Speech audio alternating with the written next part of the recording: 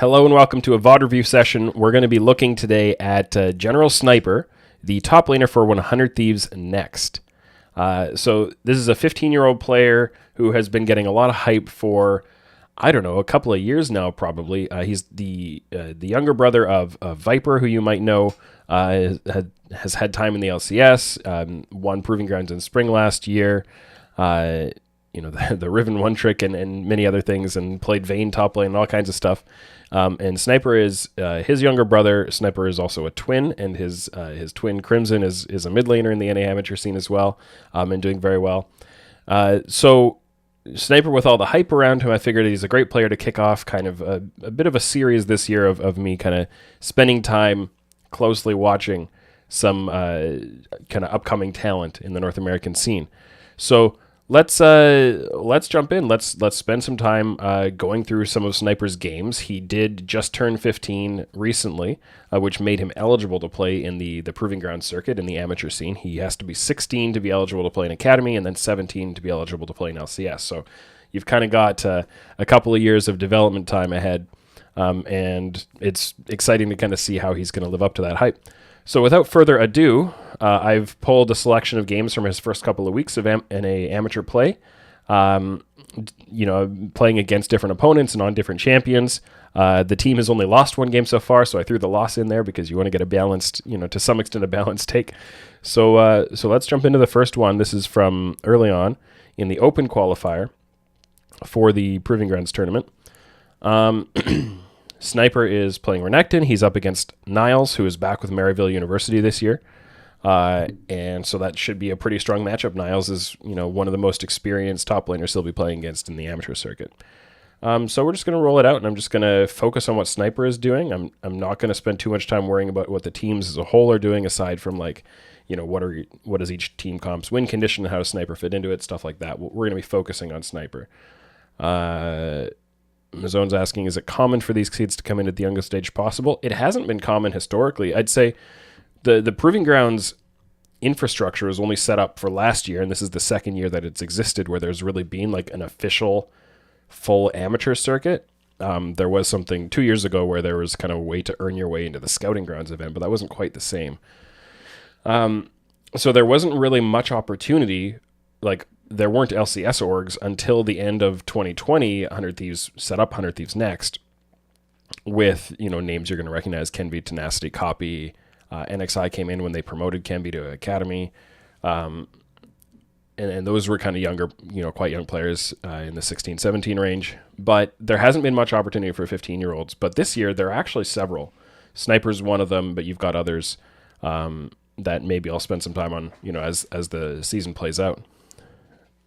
Focusing on this game, so Sniper's obviously Renekton, a pressure kind of a champion, although up against Jace. I'm assuming the Jace was picked into the Renekton, but it could be wrong.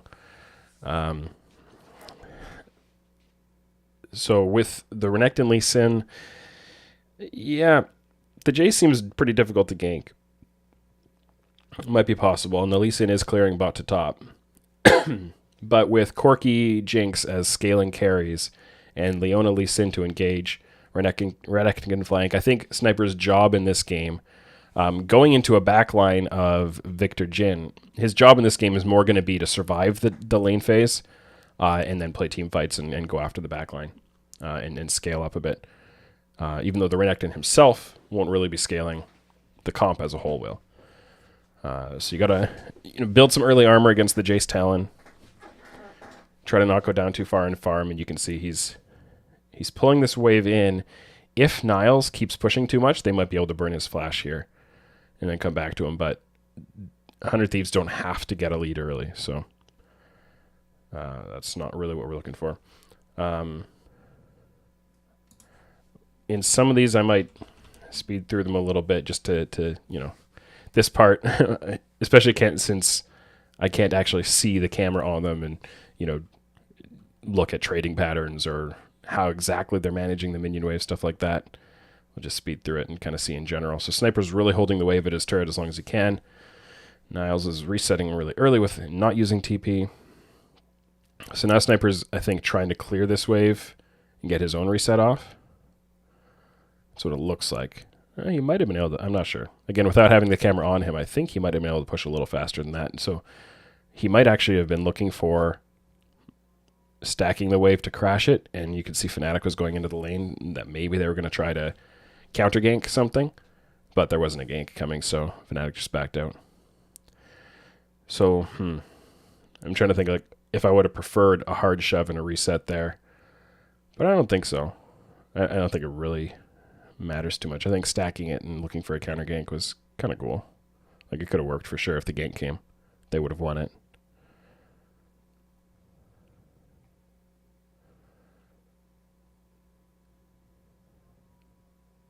And even if he did hard shove that wave, I don't think he would have denied anything. So I think the Jace would have been back on time. Now, this wave is getting... Niles is pulling this in a little bit. He might be starting to push now. I think he's going to start to push at some point. But Sniper's kind of gankable here. Yeah. But he's got good cover. Didn't have to flash there. Just used his ult.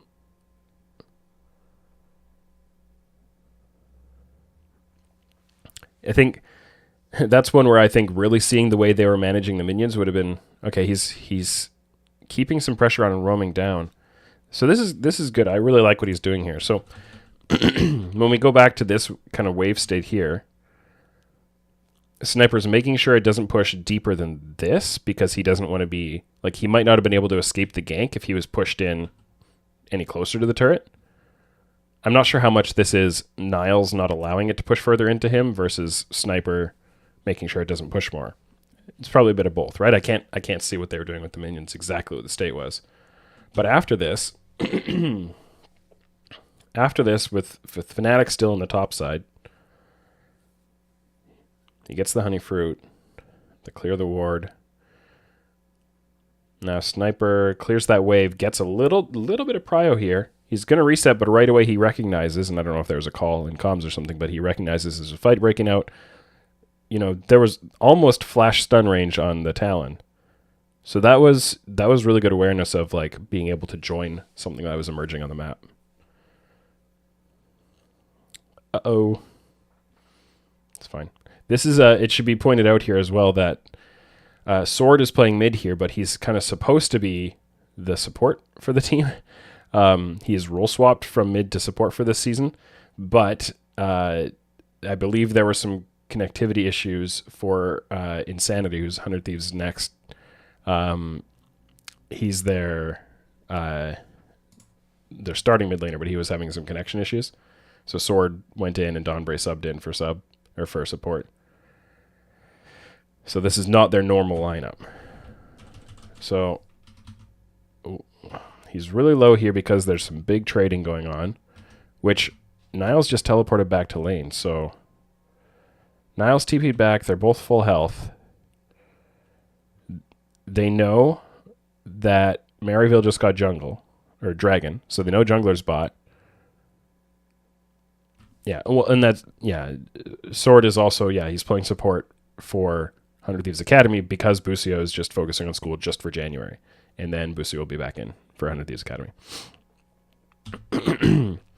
So I wanted to highlight this really big trade because even if Sniper kind of lost that trade and had to flash out of it, Niles had just used teleport back.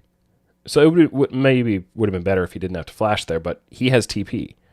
Burning both of their health bars really low is really good because Sniper then can just reset. Like, he can clear this wave if he can do it safely. And of course, he's being really greedy here because he's got the jungler behind him and he's got big mid prio with Sword roaming up with no package, but still roaming up.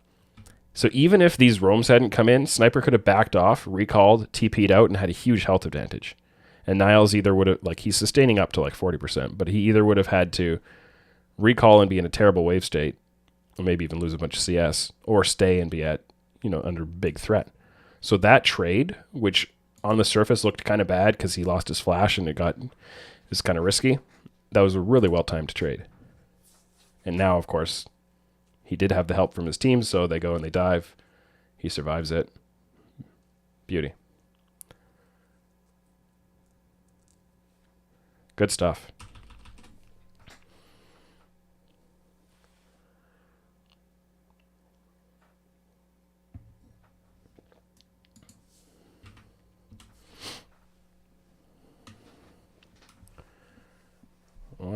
next. He's deploying through jungle there just to protect a little bit. They've got really little vision, and he didn't have to be at the wave too quickly. So not just blindly running straight back into lane.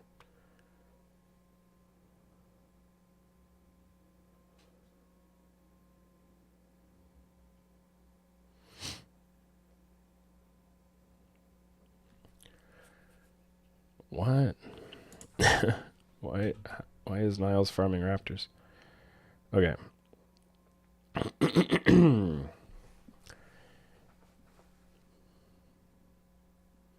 Okay, so Niles gets some prio here. Sniper sees him leave the lane. I don't know. He probably saw him walking down river on that tri-brush ward down here. And so right away he shoves. He didn't commit to the shove, though. He kind of stepped into brush for a second there. I don't know, but it's fine. So now he's got a window of priority, and his jungler's in that part. He's not going to do anything with it because they didn't have an invade to go for quite yet, but now they do. So he gets another wave of prio. They help secure the crab. I really like how he's getting these little windows, movement windows at the right time, and managing his enemies' movement windows.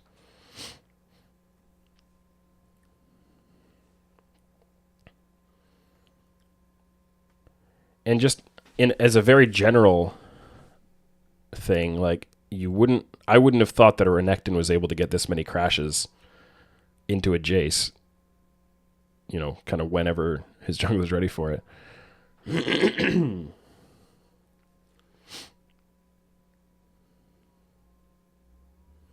of course, he is getting the jungle help, and Niles is not getting the same degree of jungle help, so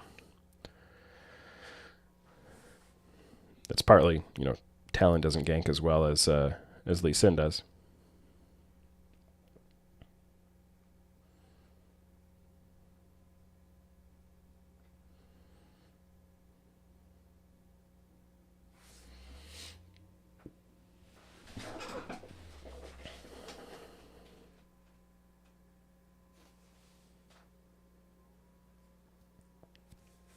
So here Sniper's following a roam. Now he sees that there isn't a fight, so he heads back. Very safe route, but he's still there in time.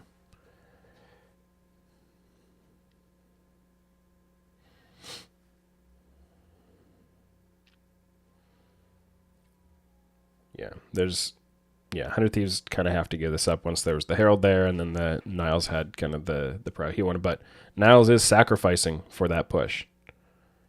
He lost, I think, a plate there.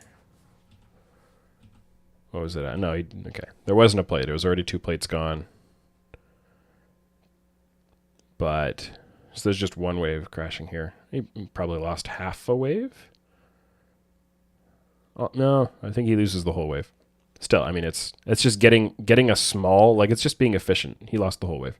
It's just being efficient. Like, I think that play was still worth it for Niles, but if the opposing player is going to make a gain, like helping the team get a turret, you might as well get something back. And so denying an entire minion wave, I mean, it's something, right? It reduces the value of the gain the other team just made. And it was a really good tempo play because look, now on the next reset he gets to crash another wave, and now he has a timer to move. Debatably, they could have predicted and had him deploy bot, but his TP should be back in time. Yeah, they got the second Herald. His TP should be back in time for the next dragon, so he can stay top. Niles also has TP, so in fact, Niles probably should have deployed top there instead of going bot. And now, 100 Thieves get the mid-outer. And the Sniper kind of on the backswing of all this gets his own turret too. So 100 Thieves are playing with a lot more tempo here. And Sniper is definitely doing his part to generate it.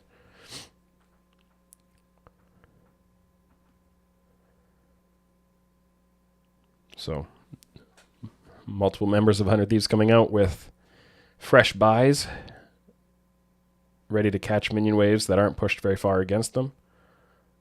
He's farming Gromp. So he has TP. Okay, before we see this play out, he has TP. It's a little bit covered Let me back it up and hit play so it'll get uncovered. He has TV. The minion wave is right underneath the little logo here. It's right neutral in the way in the lane. He could run all the way to the wave and start pushing it, but he's like super weak side. So he actually wants it to come a little bit more into him to get some information on how the enemy team is deployed. Now he sees Niles as mid. He can TP into the play top.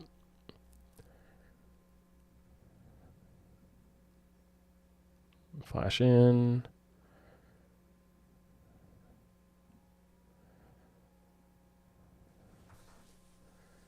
Let's see this again.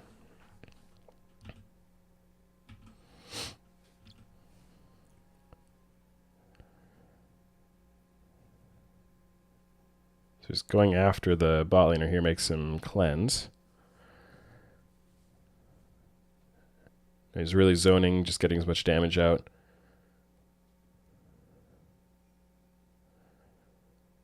I mean, that was good. I think, there were so many summoners up on the enemy team. The reason they didn't get more is like, look, enemy team used 3 flashes and a cleanse. Like right away, the Renekton stun forced the cleanse. I'll watch it one more time here. There's the stun and the cleanse. So I don't think they could have gotten much more here unless, yeah, I see that there was a flash away from Dawnbray's kind of secondary engage. They maybe could have gotten a bit more, but it's fine.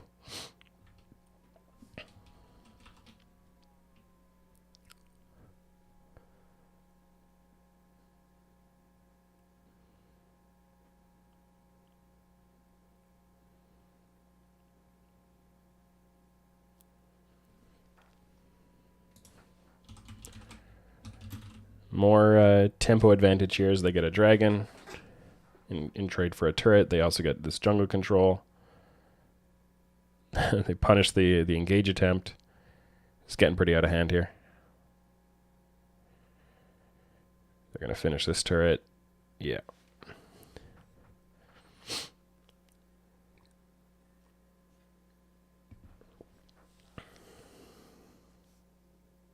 Oh dear.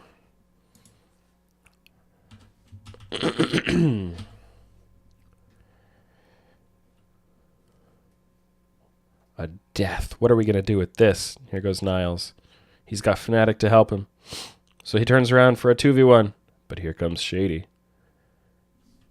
Why was he positioning up over there? Oh, he got hit away by the Jace. Yeah. Got outplayed a little bit, got baited a little bit. The rest of the team was backing off. They didn't need to fight that. You can see as this emerged, the rest of the team were resetting out of mid. So it was just both of them didn't need to fight that.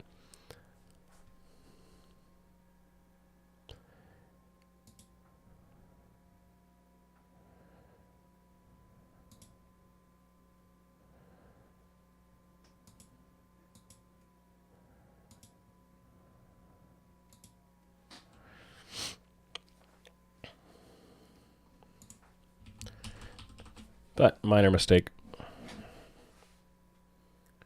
They're probably going to lose the tower off it. So it's a costly mistake, but they're starting a 20-minute Baron. So who cares? They're not going to get it. They can't get it. They shouldn't get it. Oh dear.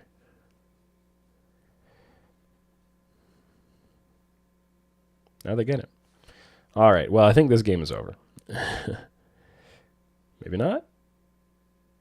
Blocking the Jhin shots. Okay. Now they're getting... What?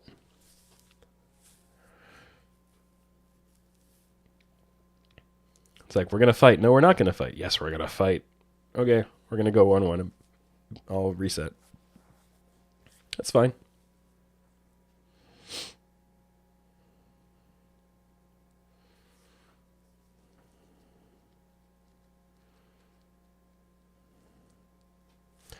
I will say that in the fights, where I'm seeing it, I'm not, I never promote myself as a great judge of mechanics, not being like a high tier player myself, but what I am seeing from Sniper, I am seeing some little things here and there that, ooh, the flash stun. I'm gonna watch that again. I am seeing some little things from him here and there. I'm like, okay, that seems good. That seems like what he knows. He knows what he's doing there. Do they have Pro View for amateur? No. But In fact, they don't have Pro View for Pro anymore either, except in LPL's own thing. But possibly sometimes players or their coaches or teams or whatever might share first-person VODs. But so this is Maryville making a big push and crashing this in. But Array has gotten a big push bot. That's very confident from Sniper to go in there, knowing that they're at best going to get a 4v4. But Sword goes in deep. Yeah, I mean, his team, presumably he either told his team we can do this or his team told him we can go, and he went. And it really worked out well. Good stuff.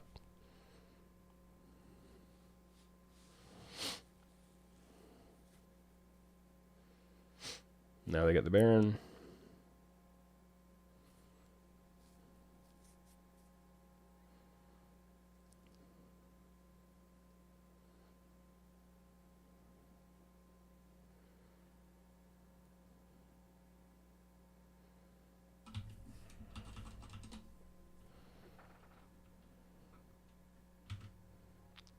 Okay.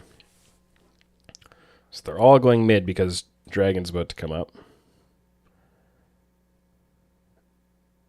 And I think... Oh, they just all met each other in a bush. So Sniper goes after the Victor while Array is flashing away from the Talon. And they just killed them both. Okay.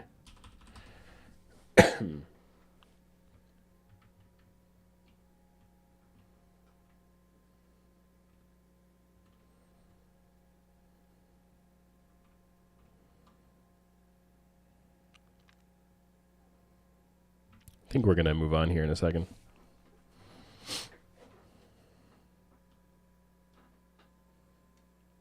Yeah, there's nothing really else to see in this one.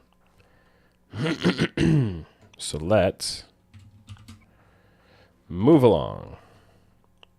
In our next game. So kind of takeaways from that. I think he managed kind of the push and pull of the Renekton Jace matchup quite well.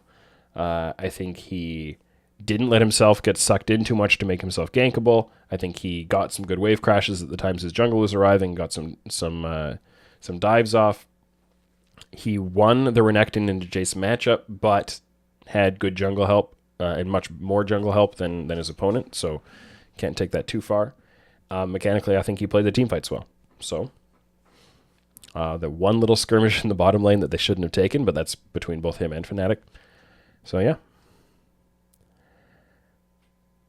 Next game, he's playing against Tony Top, who has had a full year in Academy, is now on Golden Guardians Academy. They've been playing, this lineup's been playing together in lock-in so far as well, so they've got a lot of practice together.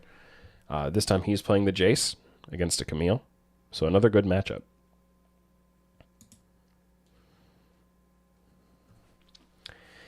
In this team comp, he's got a Galio mid from Sword, who is that's the kind of champion Sword likes to play. He's got his Xin Zhao.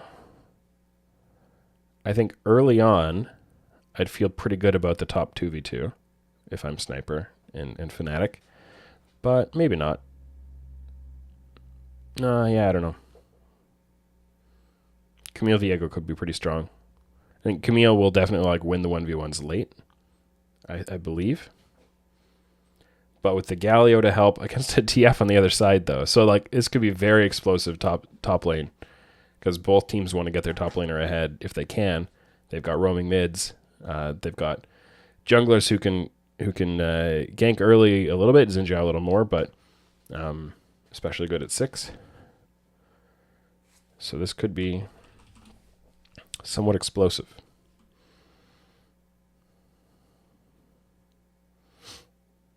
So again, Fnatic is pathing bot to top, which I think makes sense here.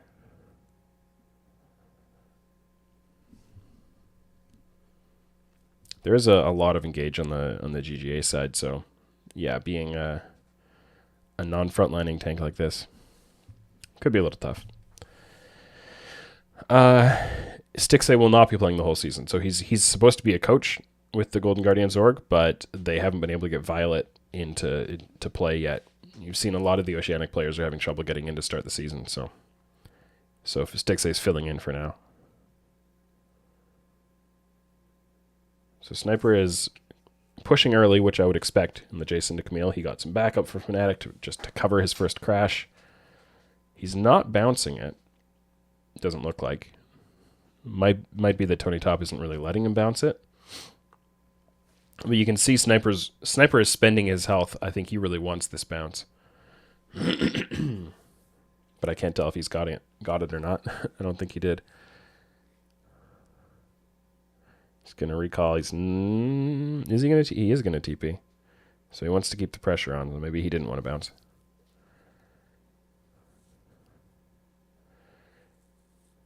And since he isn't bouncing, Fnatic's going to back him up with a lane gank.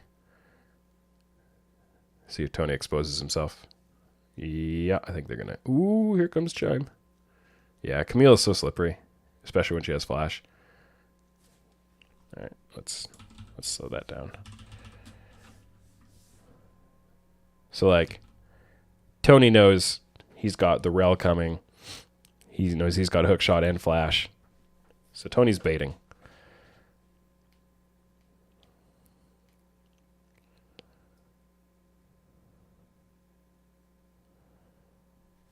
Was that a Xinjiao knock-up or a Jace E? As a Xinjiao knock-up on Tony Top saved Sniper's life. Now Fnatic flashes in. Oh, man. I mean, it is a top-plus jungle against a top-plus support. And then finally the Viego arrives, having sprint all the way from base. He sprints up and gets them both back. Oh, that feels bad. And could they have just, like, taken the one and left? I think so. They had Dawnbreak coming on the Rakan as well. So maybe they thought, we're going to get this one and then we're going to dive. But they just went a little too... Their eyes got a little big there. I thought they could go for it. I think they got red a bit. Oh no! Oh, feels bad.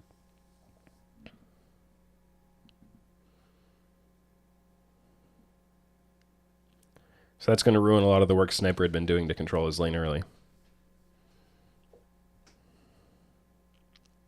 And so will this. Getting dove, the Galio finally arrives, but they're both... They're going to lose any more? I think they could redive this. All right. Oh, no, they lost the Camille on that. I think they could have won that. It was doable, but it was hard. And it didn't work out for them. So now Sniper's okay, maybe. I think... Is this freezable? No, it's not. Oh, maybe. No, I don't think it is. It's one wave to one.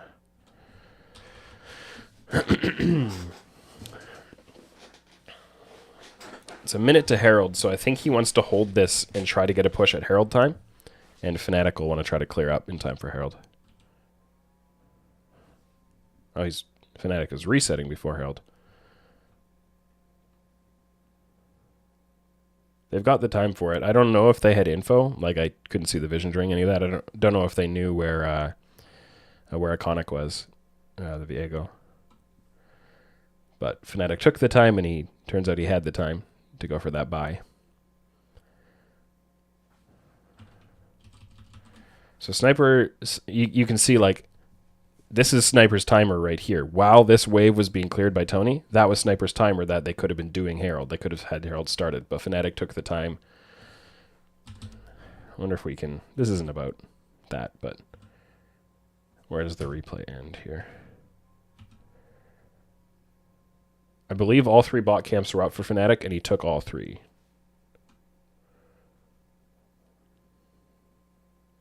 Yeah, so he took all three camps. If he had only taken blue buff and then rushed out top, then right now, or he probably had a pretty big buy there. And so, like, it is a bit of a hard choice because obviously being able to win the fight with the items is pretty valuable. But if you can just, having the information we have, it's easy to say he should have just taken, like, blue buff and then recalled and run straight out. or something else, or like I'm not entirely sure if these camps are up. But then Sniper had created a perfect little timer, and also Sword has a timer, and they could be on this Herald. And I believe Donbray is around also. Where is he? Is he in bot lane still? No, he's in bot lane still. So like they just didn't synchronize this quite enough. And so instead, they just lose that window. And instead, on the, there are ebbs and flows to prio, right? And now Golden Guardians have their own prio turn. Tony isn't pushing it too hard in top because they know that their enemy's around, but they have got their mid prio turn. Stixay here? Stixay's here by now. So now it's going to be a whole 5v5 when they, with Array being a little bit late. So Sniper's kind of cheating this wave and running in to join the fight. And they want to turn on the Camille, but they can't.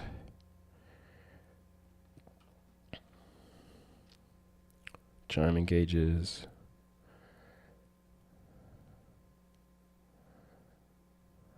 Huh. This fight is not going the way I kind of expected.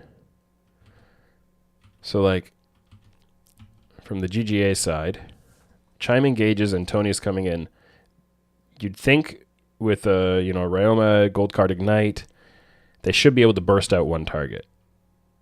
But Stixay isn't in range to hit. Like, he's hitting, this is the Xin Zhao. And the Xin Zhao, he's blocking the range damage, so... Yeah, GGA just spread their damage out too broadly. They don't get Viego resets.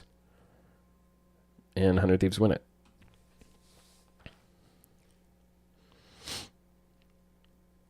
And I'm only going to mostly try to dissect these from Sniper's point of view. I think he tried to make a bit of a turn here on the Camille. That didn't work out. And then he just kind of tried to keep himself. He tried to hit what was in front of him. Like, I don't think there's a whole lot to talk about in this fight from Sniper's point of view. I think it was, the biggest thing is it was a good read from him to say, no, I have to let this wave get pushed into me. And even though the wave was pushing into his turret, he didn't take the time to fix it. He just said, no, I got to join this fight right now. I can't flank into a Camille. I got to be there first. And I think that was a good call.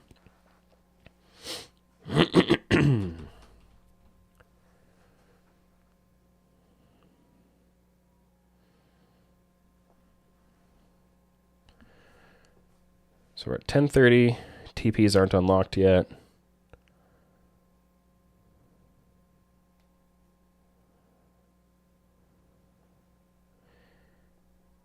He's a bit behind the Camille, and I think he's going to get further behind the Camille.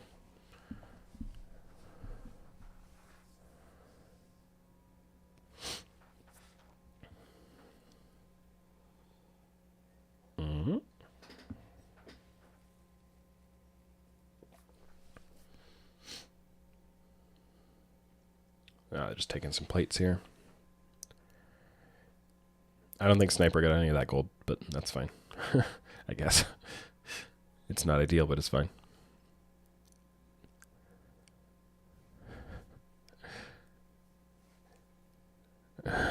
Pokemonster, don't assume that me VOD reviewing the game is the same as me playing the game. You do not want to watch my gameplay.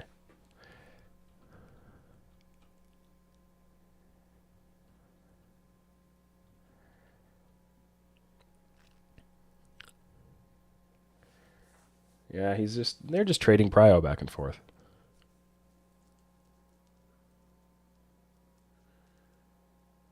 He gets, like, last game and this game, Sniper's wave crashes are backed up by, like, a lot of the time. He's either, like, soft pushing in a little bit, or he's crashing and there's a jungler or a support or both, or maybe even a mid laner. Like, his crashes are always helped out by teammates, which is really impressive from an amateur team, honestly. And I wish I knew from, like, comms and stuff how much he's aware of that and being intentional about it, and whether he's leading that or whether his teammates are leading it and telling him, like, okay, crash, 2 waves from now, we have the setup, you go and crash that one. But as a team, as a whole, it's impressive to see how often he crashes with help. And I don't think I've seen him, like, fully crash a wave without backup yet. But Tony Top goes in to receive. TF alt comes in. If he dies here, but they still win the fight, then that's totally fine. But I don't think he's even going to die. Oh, Chime's arriving. Oh, big angle. Good play from Chime.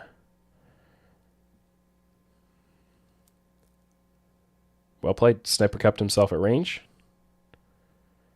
He's going to finish Ryoma. He's going to die. Yeah. But it's a big 100 Thieves win. Assuming they get one more here. Maybe both. Oh, traded. Oh, no. Oh, no. Viego time.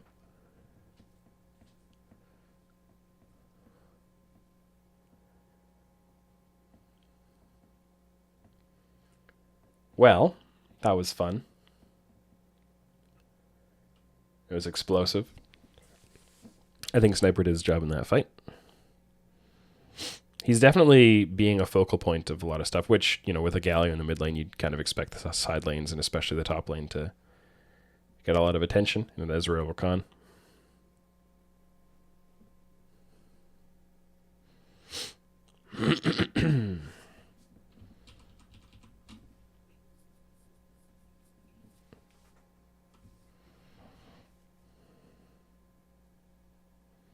Let's see that again. No, we're not going to see it again. Because he's crashing again with divers again. But this time the enemy team isn't ready to respond, so they get it. All right. Seeing as like an Ezreal steal on the dragon. Why not? Seeing 100 Thieves next as a team play with this much tempo and coordinate their dives and stuff like that is really good, because I watched a couple of the games from their first couple of days in the Open Qualifier, and it really felt like they played without tempo in what I had seen there. I wasn't watching super closely, but it seemed like they were playing without tempo a lot. But their use of tempo and their timing on their map movements have been really good the last couple of games, especially for an amateur team. So this is giving me a lot of confidence in them. Sniper just gets a little picked off here. Yeah. They have to flash on him, but he does get caught. And this was based on, okay, a TF alt went in there. They were setting up for a second Herald, and he just retreated the wrong direction, I think. Did he start channeling a recall there? Oh, no. Yeah, okay. If he had just backed up with his team, he would have been fine. That's a very minor, like... Oops. Wasn't thinking enough on that one. Being a little too greedy.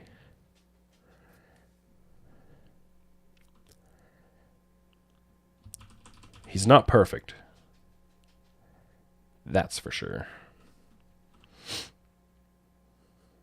Yeah, if you burn the opponent's flash, totally worth dying.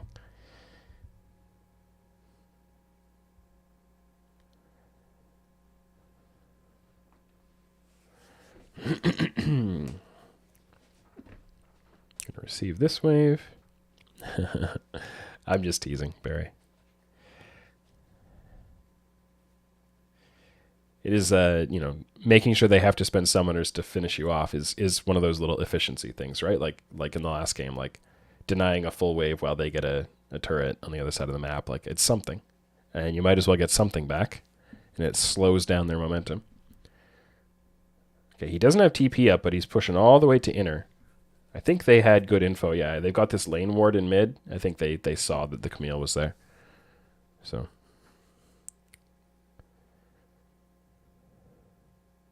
he's going to deploy mid for this defense. It's not dragon time, but he's got a huge timer before top lane crashes to his inner, so he might as well go mid here. Oh. Chime's not bad, eh?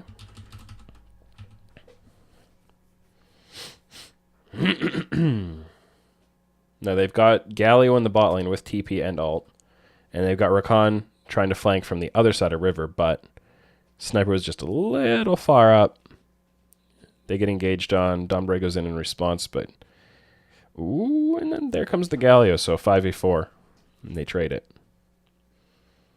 And Tony didn't get that top wave all the way pushed. So I don't think 100 Thieves are going to get punished much for Sniper dying here. Like, their tower was really low, and it was going to be really hard to save it, but as long as they don't give up more here. So a very slight underestimation of where he was safe and where he was vulnerable.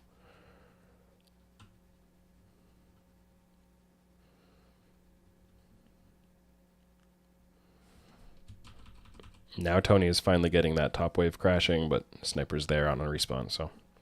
Sniper's up like 30, gonna be like 40 CS after this wave. Almost 40, 35. And now the Dragon's coming up. So after fixing that wave, he, again, runs straight mid. Jace isn't somebody you really want to TP into a fight, so I think he's showing good recognition of that. Even though he has TP up, he's trying to get, like earlier in the Herald fight, and now for this Dragon fight, like he wants to be at the fight before it starts. Not taking the kind of the standard, more common play of, I've got TP, so I should go cross-map side laning and teleport to the fight. He knows what champion is on him, what his role is. Now, TF ulted on him, made him flash. Galio disengages for him. It's just a good play by Arima. Cooldown trade.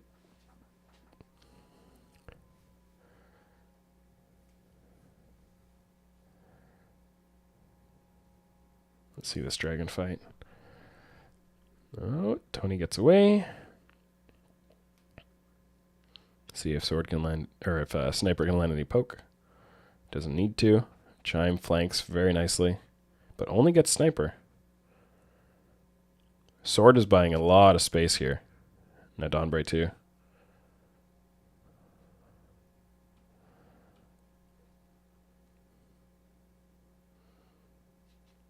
Okay, close fight.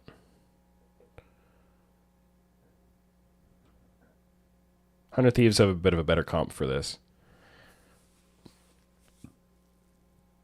With the Viego and the Camille, with the Rel engage. I'm going to try for Baron here. Love NHHL says, I know it's way too early, but do you think NA has a good chance to win MSI this spring? Define good chance. I would say it's possible, but I wouldn't say NA has a good chance to win it now. I think we would need to see a whole lot more before we start to, the baseline expectation is that NA would not be a favorite, that they might be fourth best, right? I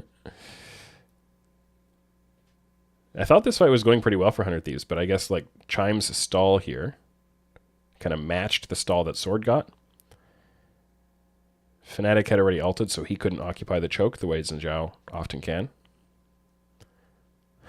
Can Sniper win MSI 2022 for NA?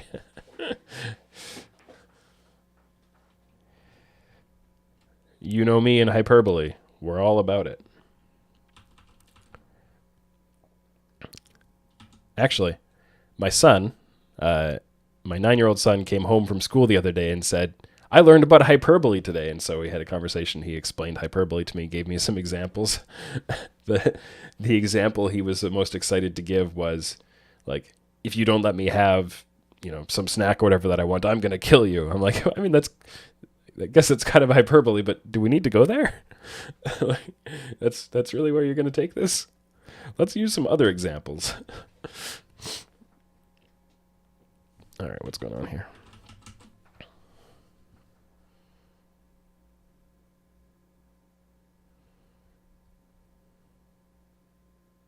Oh, Dawnbray. Oh, no, he went over the wall to safety there. That he just shorted. So the Galio and the Jace are coming up river here. They're engaging into mid. Pick off the Viego. Okay, nice. Now Sniper's caught in the front line and they go after him. Now he backs out. Now he can unload a little bit.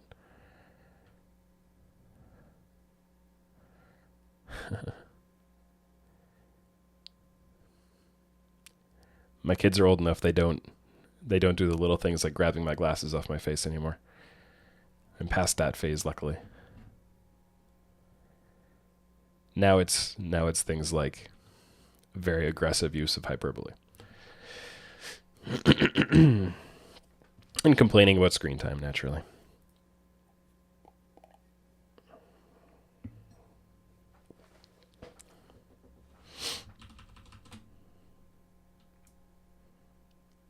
I was impressed that my son, the same son, we came across a sentence in Lord of the Rings that I had to read a couple of times to parse through properly. And so then I kind of fixated on it a little bit with the kids and said, "Okay, let's pick this whole sentence apart." I'll pause for this because I think it's worthwhile.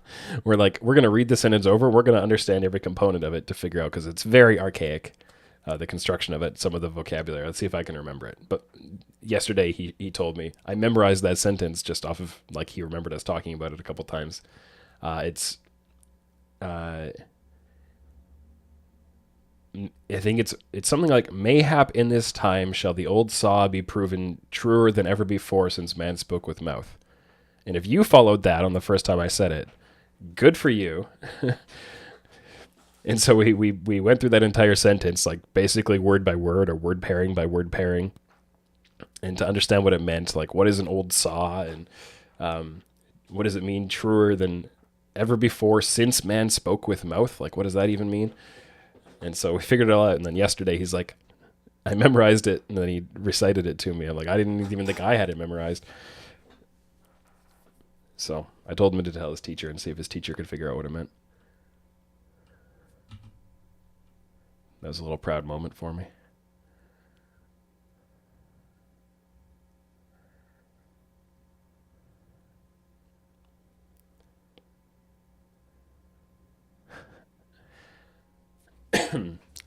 We've also, as we've been reading, we're like a third of the way into Return of the King. We've been reading Lord of the Rings. I've been reading it to my two oldest for a couple of years now, almost. Oh, we got to fight. I want to fight. I want to talk about language. During the battle scenes, especially, I've been... Ooh, they get Donbury.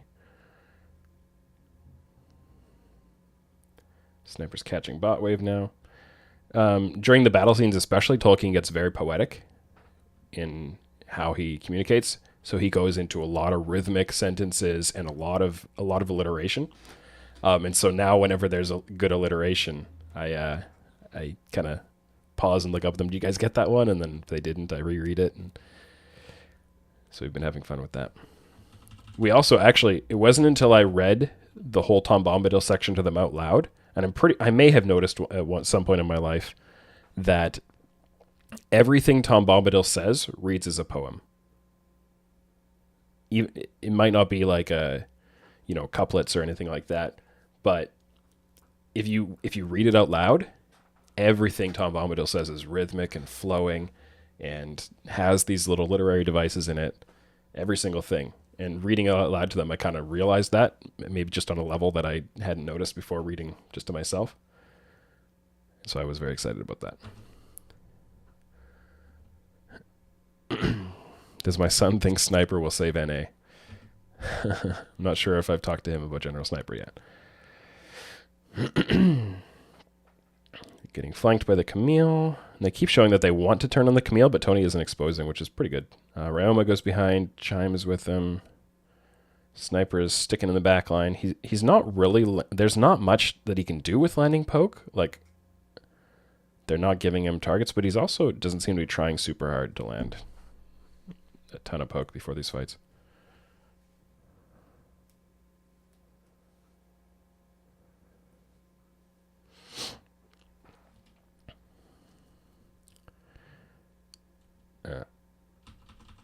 To just wrap off the Lord of the Rings conversation, I'm a huge fan of Tom Bombadil. I think he encapsulates the core theme of the book better than anything else. So, but end of digression.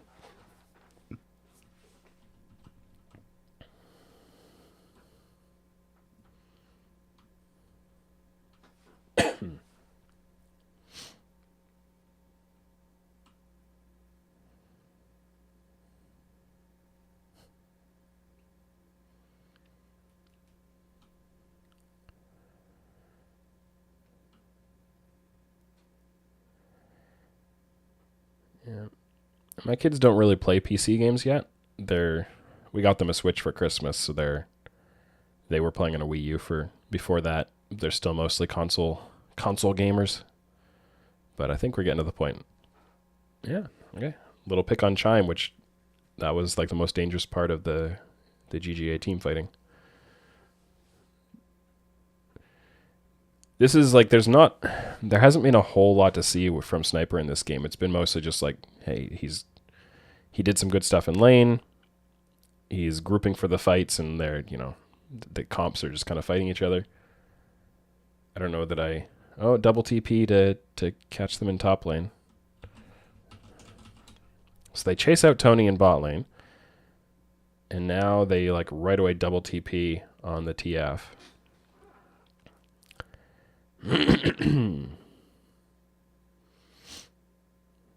I guess they knew the Viego was there.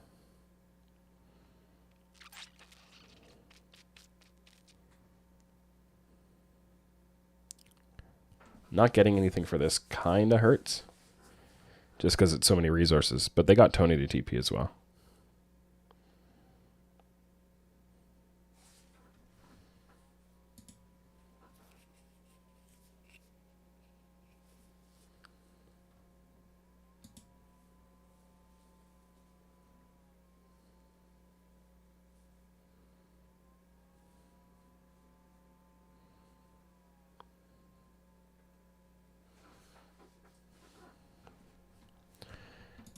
Yeah, I agree, Alk. We are going to need to see a little bit more diversity from Sniper not in like just different picks, but different styles of picks. I've got a couple other games picked out, so I don't want to, hopefully we'll be able to wrap this one up quick and move forward. But I don't think there are any like tanks or engagers or whatever. Yeah, he was going to play a Scion game, that's right, but it had to get remade. And the draft got changed. Lulu, sure. Uh-oh.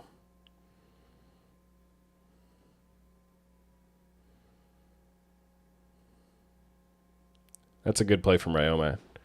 Having top all the way shoved in and then making a play. Sniper didn't have TP. Wait. But how are they going to lose this fight? Picking off Array first. Oh. Sword solo kills Tony top. And then here comes Sniper. Oof. That should have been a huge win for Golden Guardians Academy in that sequence. But instead, Sniper chases down the Viego.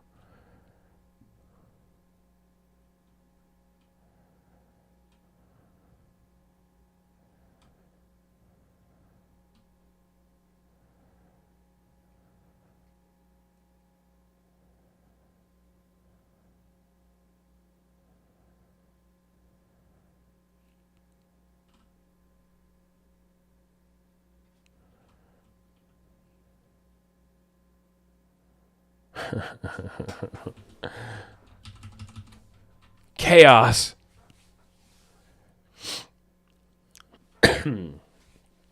Sniper's trying to back out, but his team hasn't gone. Fnatic goes back in. They're like, oh, we're 4v3.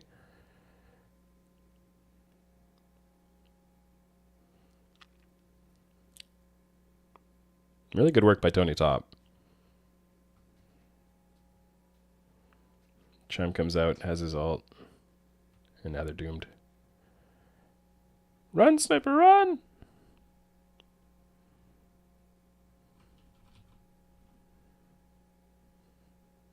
Can't outrun a TF ult.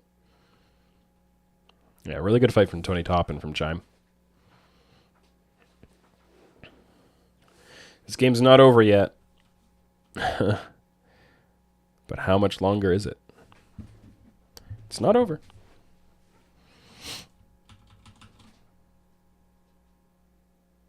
Ooh, look at that. Look at that from Dawnbray. That was huge. Let's just watch that again. Look at this. 4-man charm into knock up. And then the Galio ult in on 4. Wow. Boom.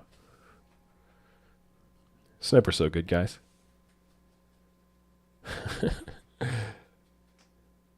Now Sniper comes out, he TPs mid to cut off the retreat.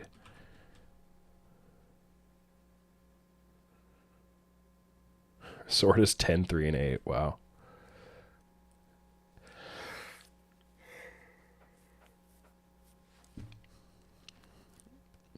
For a support, Sword is having a really good mid lane Galio game. And that is 100 Thieves next win the game. All right, then. On to the next one. Sniper playing another carry. He's got Gwen this game into Set. A Zed jungle on the other team. So it's 100 Thieves next against Team Ambition. This is from a best of 3. 100 Thieves won the first game. And in this, so they've got Ezreal Karma against a Jinx Nautilus bot lane. So they should get Prio bot. I don't know how Set versus Gwen goes. Sweat versus Gen.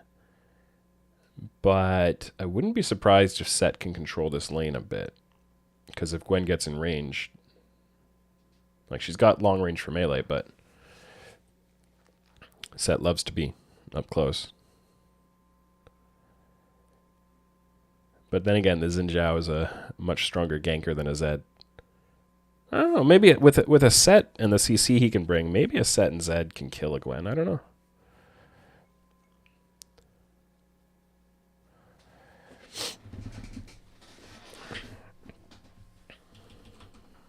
We'll see.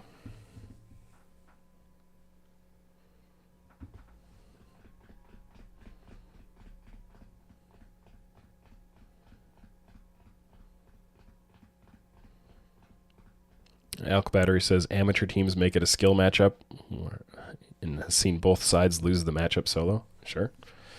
Yeah, that is the thing is, you know, the ideal expectation of how a matchup's going to play out doesn't always apply, especially when you go down to like tier 3 play. So Sniper bounces. Third wave. Or not third wave. You know, whatever. Yeah, third wave. Second wave? I'm just not following close enough here. Goes for a cheater recall for another Doran's item.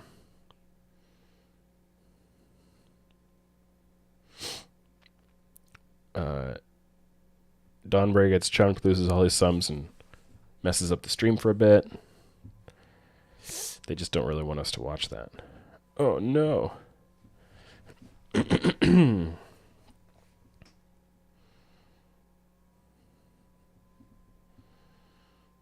now Sniper is slow pushing with a big CS lead.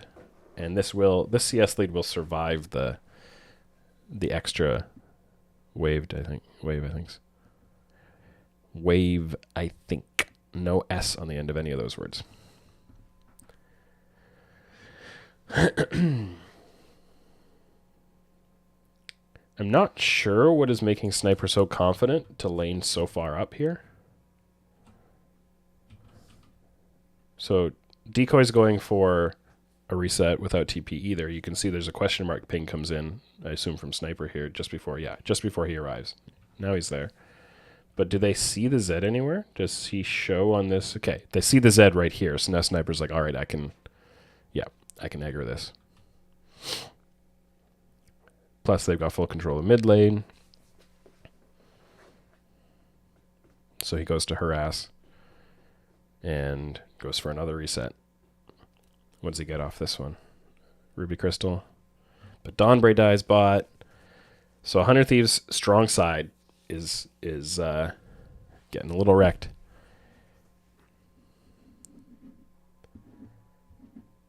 Unfortunately. Getting punished for that. But Sniper is... Man, look at this. He can pull this. He could freeze this if he wants to. Or he can all in and solo kill. Yeah, okay. I need to make a note of that for B-roll for future. I'll do it on paper. That was at 6 minutes.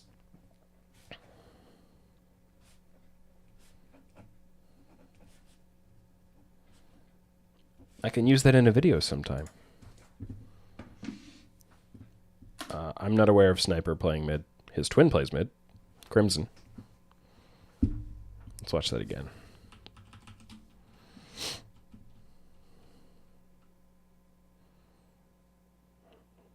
He does this into a full wave. He just has such a health lead and level 6. Was that 6 to 5? No, it's 6 to 6. Yeah, that's right. He set ulted him towards the turret. Yeah. He was just way stronger. And of course, on the items, it was 2 Dorns and a Ruby Crystal and an Amp Tome too. Yeah, against a Dorn Shield and a Longsword. So he earned that with the map info he had and the pressure he applied.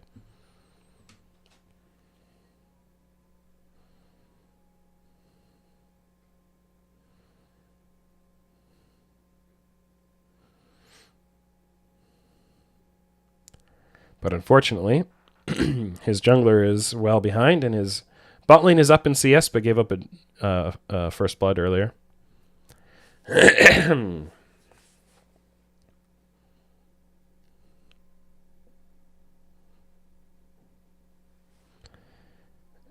Alec, we don't worry about, when we're hyping Ingo player, we don't worry about the enemy player making a mistake. We just say Sniper did that all himself.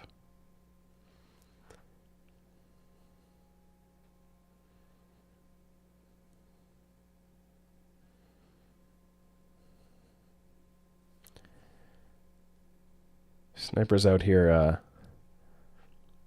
literally solo killing the Shy.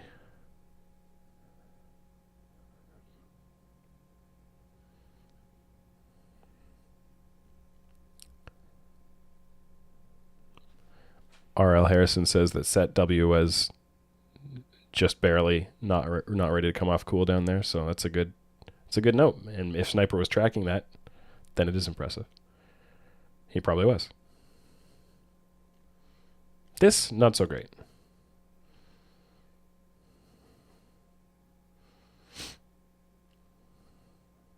Now the Zed is 3-1-1. But Sniper, on his island, now has a plate and a half. He's up 25 CS.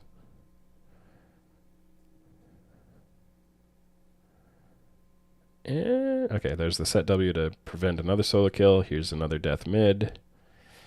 Unlucky.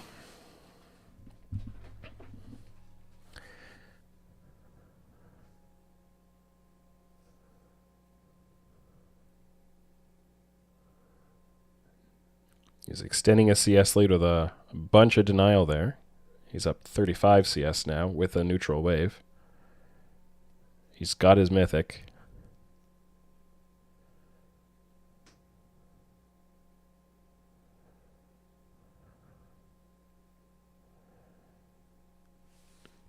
TPs aren't unlocked, so there's no way he could have been involved in that.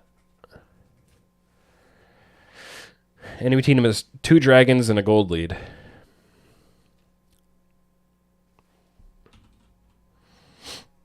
And a very fed Zed, which is not good. And a very strong scaling comp. And sure, you've got Gwen, Corki, Ezreal. You can scale yourselves, but I think the set Victor Jinx Nautilus is going to be able to out-team fight you. Assuming they can get access to your backline at all, which should be pretty possible.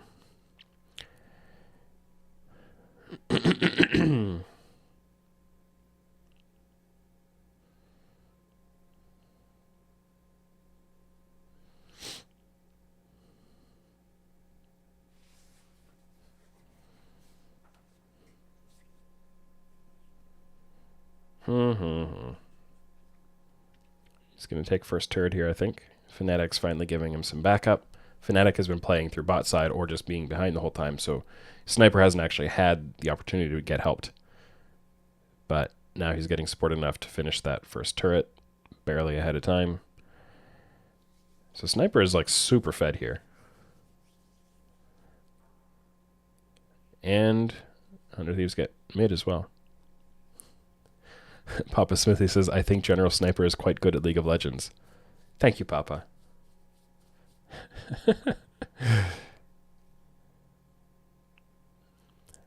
What I'm learning from this one game alone, and this game is probably the only one that matters out of all the ones we're going to watch, is that General Sniper is great, but the rest of the team is having a real struggle. No, the team is doing very well. I just came off of the previous 2 games we watched, of course, remember, praising how well 100 Thieves were using their tempo, coordinating their plays, but this has been an off game for them, getting snowballed on a little bit. Well, not snowballed on, not in gold, but in dragons and all that.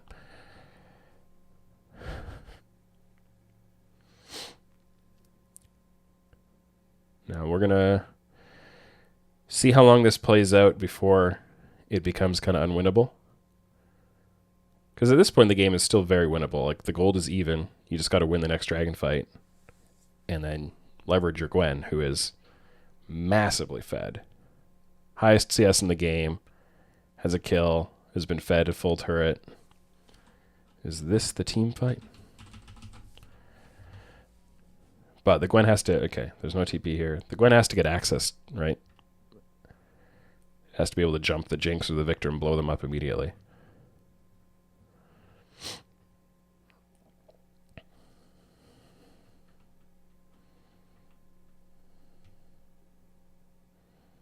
So let's see.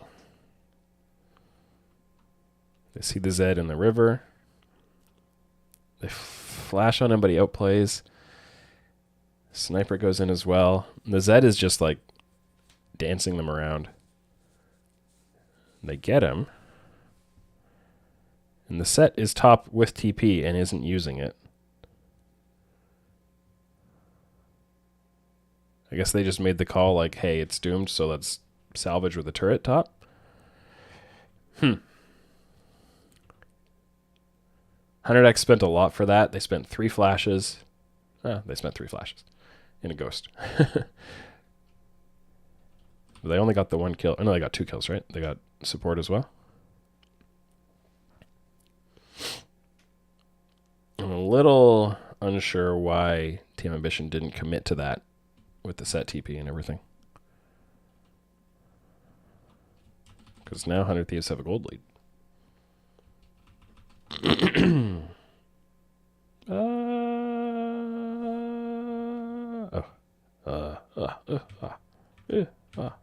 There we go.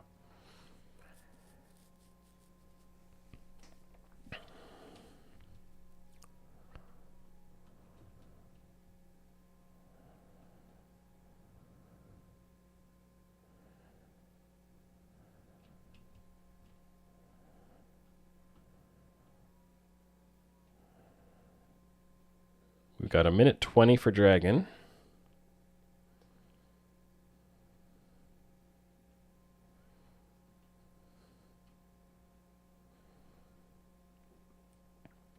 Ho hum, ho hum. Come on, guys. I just want to see the fight. Insanity is, what, waiting on package? Yeah. So now Insanity's out with package. I guess he just wanted to maintain the timer as long as possible. Took his time picking it up. Now Sniper goes in. There goes the package.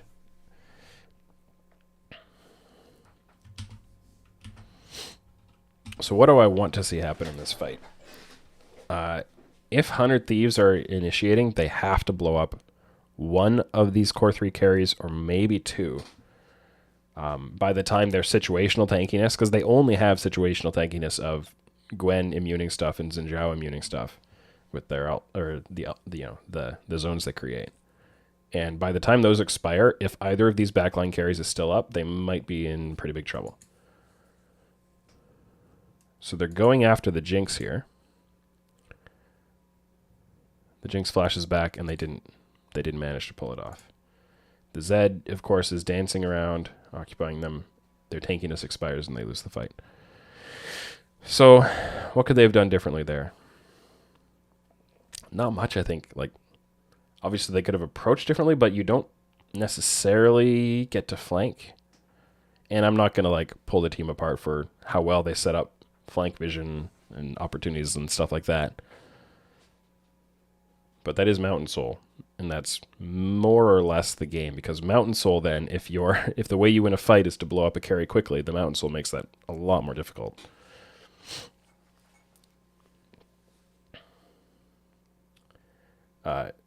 you could say that they should be playing for side lanes, right? Like just letting the Gwen work side lanes instead of opting into the 5v5, but they had no choice at this point, and they'd given up dragons from losing bot side early, so they didn't have a chance to slow the dragon snowball, and they had to fight this. And letting the other team engage on them or letting the other team set up in the river, those were not better options. Sniper TP's in the middle of them. Didn't have another place that he could TP onto. He's out for now. Yeah, unfortunate game. But I don't think there's anything I would have really said Sniper could do better or differently.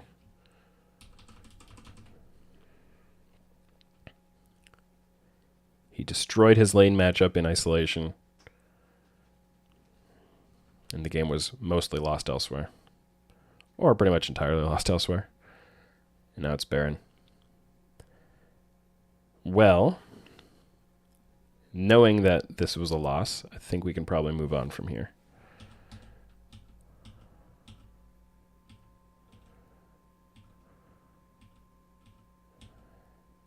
Couple of inhibs. Is there going to be an elder fight? Yep. Sniper's a little late, maybe, from fixing bot, but it's super minions, so, like, what are you going to do?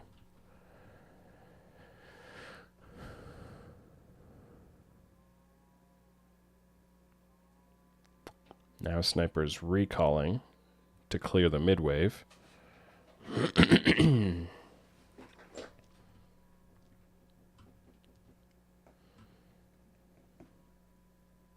Set can get behind them by TPing to the wave, yeah.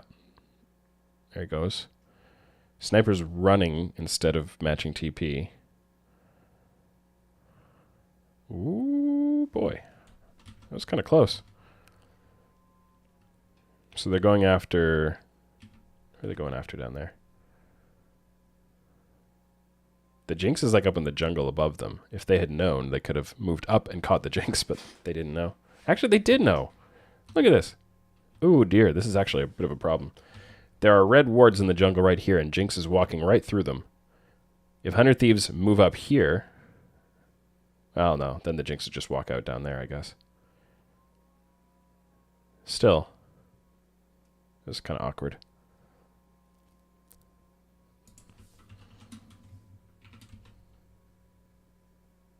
Whatever. Not a big deal all around. The game was pretty tough.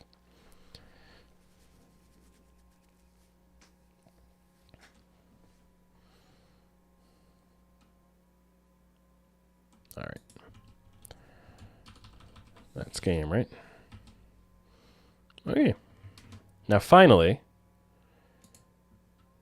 this one I only have a Twitch VOD for, so I hope it performs okay for us.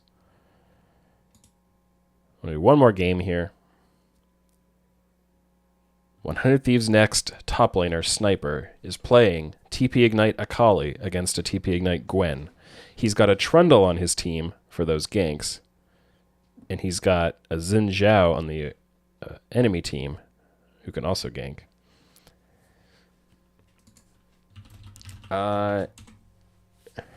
So this could be a very interesting lane. How will he perform this game? I don't know.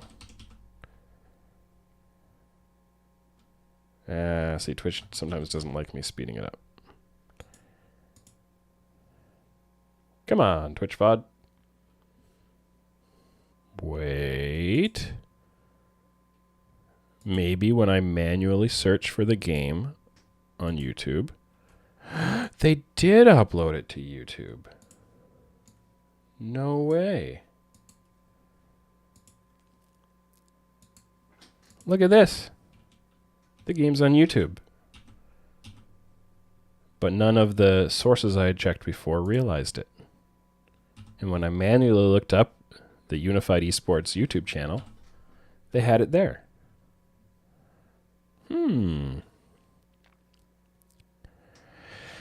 The day is saved.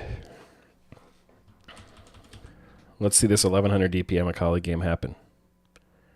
So he's up against Dragoon, who's been around in the NA amateur scene for a while and is quite well respected for that space. I'd say he's not quite an academy level top laner, but he's close. He's been playing good opponents in all the games we've watched. And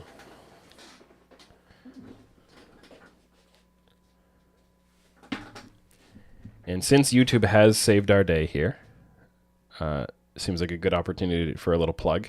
If you haven't checked it out yet, head to my YouTube channel, and there are channel memberships now that you can join. So I'm happy to get Twitch subs or Patreon subs, but you can also subscribe for a channel membership on YouTube and get access to like emotes for the comments. We have a lot of fun in YouTube comments on my videos. So you can use some fun emotes there. You can get a role for the Discord and stuff like that. So check that out. Yeah, I appreciate it. All right, so Sniper is just receiving pushes early here. He's outranged a little bit, I think, by the Gwen. Once again, Fnatic is pathing bot to top. I don't know if they've just decided as a team, whether it's a meta thing or a Sniper thing or just a Fnatic thing, but he is always pathing bot to top. And look at that, Insanity solo killed Blaze. I think Blaze might be 15. Griffin is 15. So I was mentioning earlier, like, yes, there are other 15-year-old players in the scene. And these are a couple of them.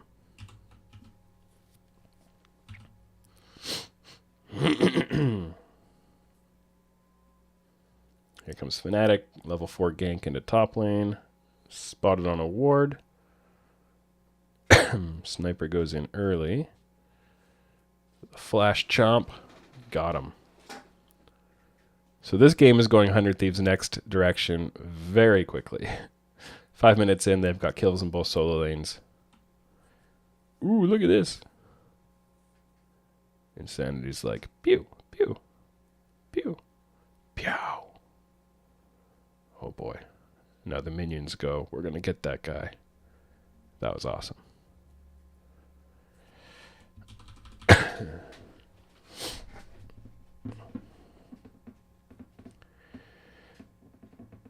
So Sniper's way down in CS, but should have a wave building into him here, I think. That wave might be neutral, actually.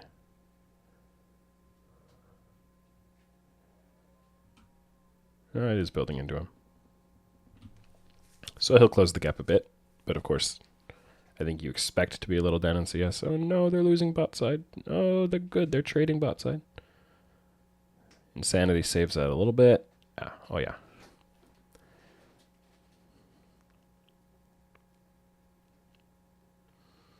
So now Sniper's going to equalize some of the CS. I don't know if that was a freezable. No, he just neutralizing it. And of course he needs to shop. Well, he didn't. Yeah, okay. He got the bombies.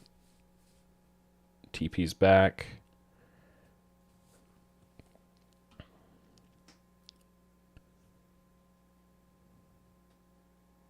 With all the action happening bot side, I think Sniper just wants to like play for his own CS differences here. I think I don't know if he necessarily needed to teleport back there, but he wasn't. In order to have his TP available at 14 minutes when it gets unlocked, that was his, he might as well use it there, because if he used it again on the next opportunity, it wouldn't be available at 14. So maybe that was part of his thought process. And it did salvage some tempo that he would have been a little bit later to the wave than the Gwen if he hadn't used TP. Now, the one thing you might have wanted to keep it for is if you somehow got caught and killed, then you can TP back without losing as much. But it's just really just a tempo usage. So there's a big thing happening bot. His own jungler is bot. He doesn't know where the enemy jungler is, but he can assume probably that he's topside. But he goes in anyways and gets the solo kill. I don't think we saw the whole thing here. Oh, he just had him really low already. Oh no, that was that was his second R, so look at the health bars here. Yeah, he had him low from trades before. So he all ends with Ignite here. It's kind of a two-phase solo kill. He nearly gets him here. Forces out, the Ignite trade, forces out the Gwen ult. Still has his own ult. I don't know if he saw the Xin in the LeBlanc leaning up. Yeah, he did. They've got a red ward, or I think that's a ward. I don't think that's crab. Yeah, no, it wouldn't be crab. There's a ward there, and they clear it now. So he knew that he was kind of potentially vulnerable to a gank here. He knew that there could have been a Xin. He had just seen the LeBlanc, but still, there could have been a Xin Zhao ready to jump him there. But I guess he took the risk, and it paid off.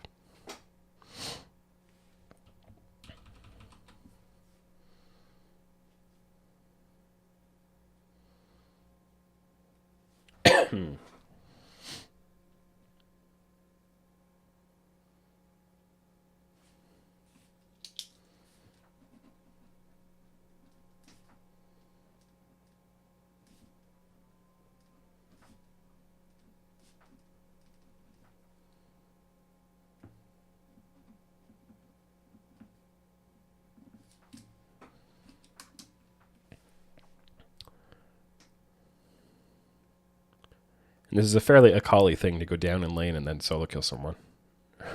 Down in CS, that is. They're going to defend this.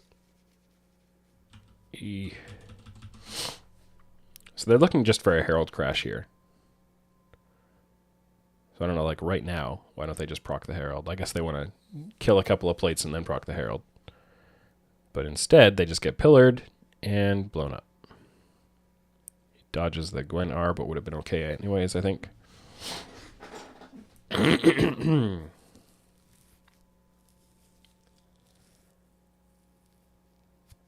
Uh-oh. The thumbs up, and then he's going to die anyways. Oh! What? What? Griffin flashes on him. What?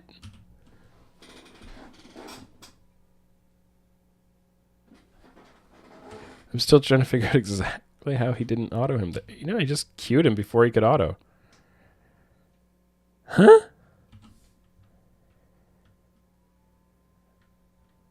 Just that tankiness, right? Like, he's on single-digit health here. I can see his health down here. He's on 18 health. Oh, the turret shot hits at the same time, yeah. Yeah, that's the turret shot and the auto, or I think is a Q, actually, but it doesn't matter. Oh, man.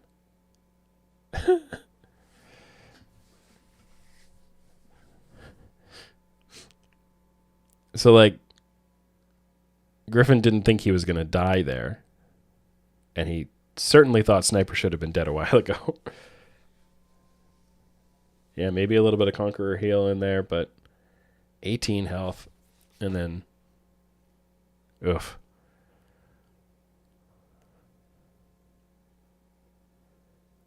Feels bad. And now Sniper's 3-0-1. So he's off to the races. He's got his mythic now. Huh.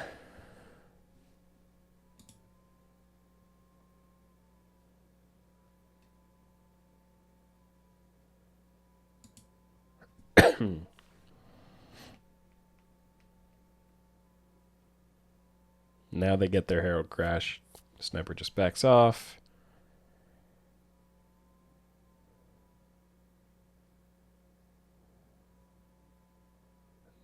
They get a secondary crash. Now they should be out of here. Sniper doesn't want to let them. Yeah, okay. So this is going to be fun the rest of the way. I can make a note of that for...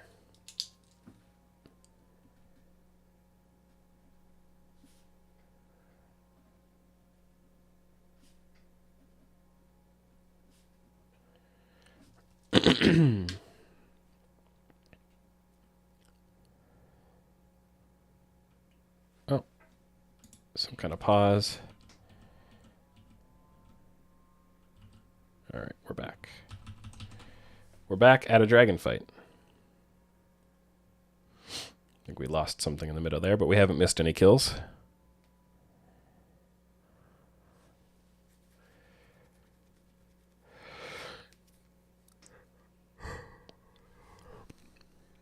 He goes in. He pops the 80 carry. He continues to go. R2 on the support. Oh, lands the E. But can't quite get him.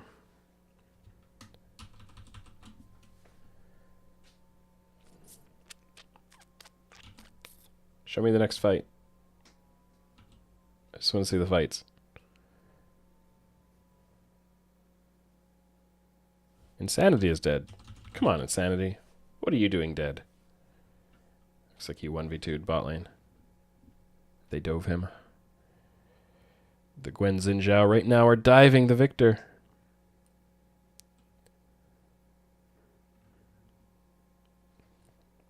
Sniper is 15 years old. He just turned 15. Like a couple months ago, I think. I think it was in the later part of last year. But I'm not sure.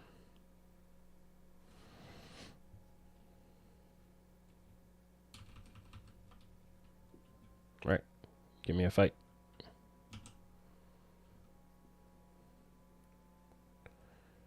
They just got to abandon the side lanes against him. Oh, they go after Insanity. This time he solo kills Blaze and lives.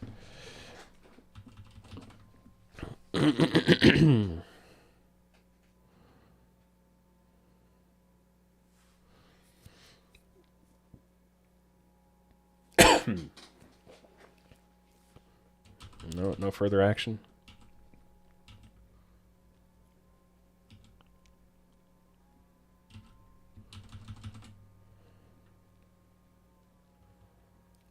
They're going to try to finish off this turret now, or are they just going to crash it and back off? But Sniper comes in out of bush. Wow.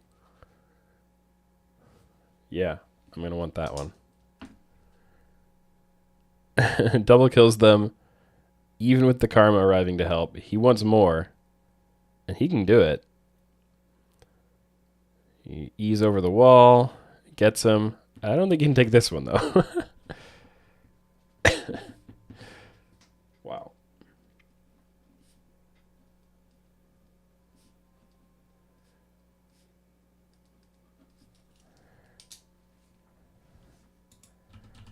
Yeah, that is worth watching again. So he's hiding in the bush here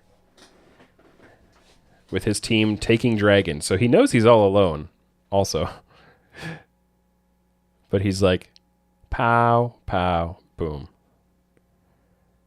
He's still got his R2 to help finish off the Xin Zhao through the shield, through the Karma shield, by the way. And now he just like chases this out. And of course his team had been taking dragons, so they are nowhere near to help out. Look how hard he pushed those buttons to do so much damage. Nobody has the kind of button pushing strength that Sniper has. This is the kind of thing, like when you're so mega fed in the game, then what you judge on is not how quickly you kill people, right? Like, so much about later parts of games gets overinterpreted as this player's really good, when really it's the fact that they were fed already that did so much of the work for them. But what's impressive about that play is not how quickly he killed people, right? Like, no, he was fed. But the guts to go for it in a 1v2 with his team on the other side of the map, and to know that he's going to trade up like that and earn his team a Baron, like, how he used the fact that he was fed there is what's impressive. Not like, oh, look how good he is, he killed them so quickly. But it is also just visually impressive to watch. Makes for good B-roll, good highlight reel. Now he TPs. No team should have just given that up, by the way.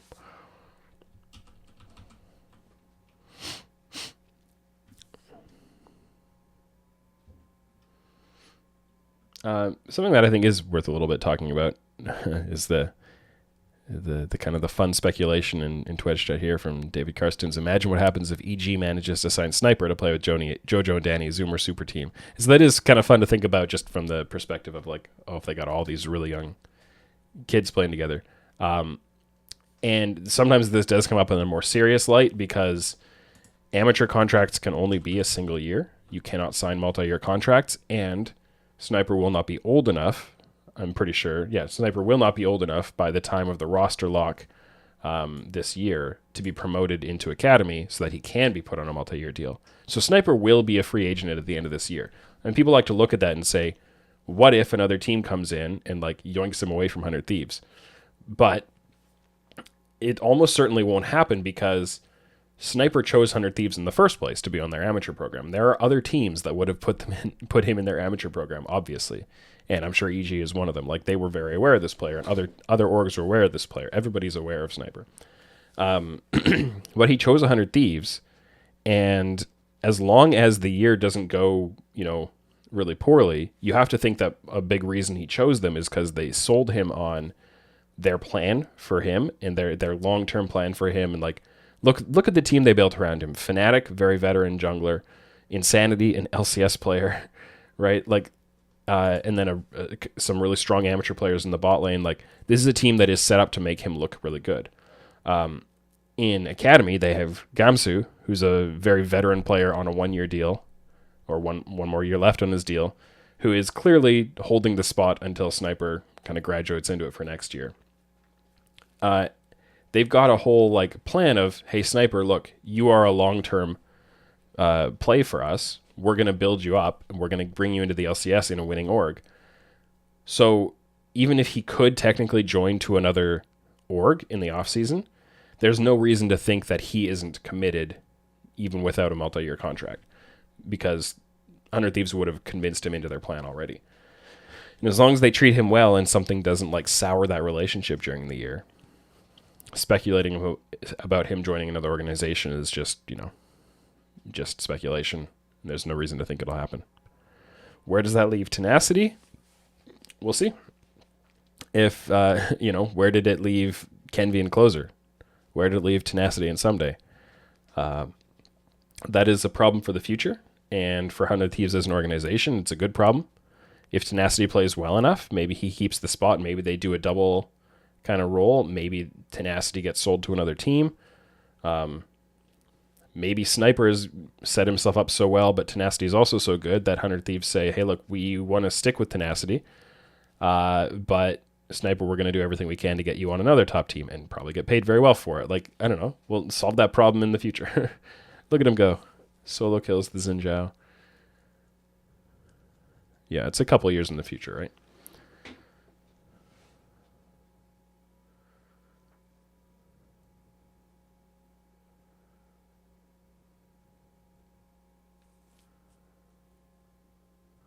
So that was the winning one, I believe. So altogether, I came into this and I haven't really been watching many of the amateur games. My intent has been to focus on a single player at a time and do like a close view of them like this. I knew that he had been getting good score lines and that the team was winning a lot other than that one loss. And so I was hopeful that that would kind of that would show up in his gameplay, and that I would be impressed by his actual performance and not just his score lines. But I didn't know for sure. And now, having watched these games with you guys, I am very impressed. He's controlling his lane matchups really well. He's getting solo kills. He's snowballing himself. He's coordinating with his jungle help when it arrives. And the only thing that I still want to see from him now is playing like weak side tank kind of stuff, but you don't need to force that on a player so early. There's so much time for that to come out later. So I'm super impressed. I was hoping I would be and expecting I would be. I think there's going to be a lot more opportunity to watch Sniper play throughout the year and through the next several years, and continue to get more and more excited about this guy. So hope you enjoyed watching him with me. And are as excited about his potential as I am. And I'm sure we'll be maybe at some point we'll have him on the channel, get an interview with him, something like that, and talk to him and just continue to follow his career. For now, though, thanks for watching the VOD review, and in a couple of weeks, we'll pick another player and we'll do the same kind of thing. So look forward to that. Thanks for watching and supporting my content. I'd really appreciate it if you subscribe to the channel and turn on notifications, and check out the channel memberships if you want to get access to custom emojis, special roles in the Oracle's Elixir Discord, and other perks.